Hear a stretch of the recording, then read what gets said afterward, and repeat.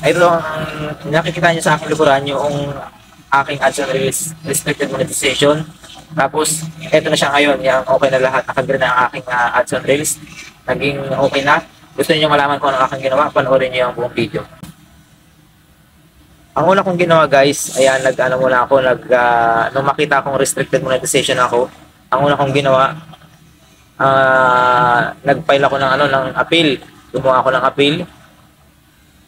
Siyempre, umabot ata ng 3 days or 4 days yung bago malaman ang result. Kaya lang, 1 week na wala pa rin yung result niya. Di ang ginawa ko guys, ang nagano ko, yung nag-subscribe ako sa Blue Badge, nagbayad ako para magkaroon ako ng Blue Badge para mayroon ako makausap na customer service.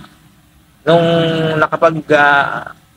lagay na ako ng Blue Badge, medyo matagal-tagal din kasi nga ang dami mong pipindutin. Sa madaling salita, natapos ko yun.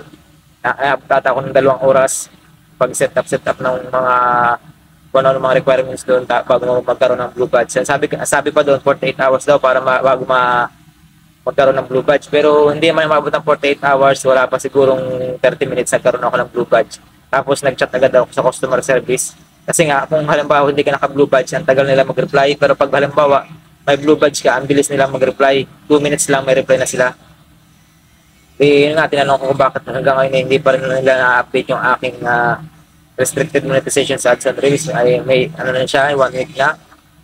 Sabi nung nakausap ko, sa madaling salita, sabi nung nakausap ko, i-forward niya dun sa iba yung aking message para maayos nila. Tapos kinabukasan guys, ayun na, naka-green na siya. Nakikita niyo sa akin likuran.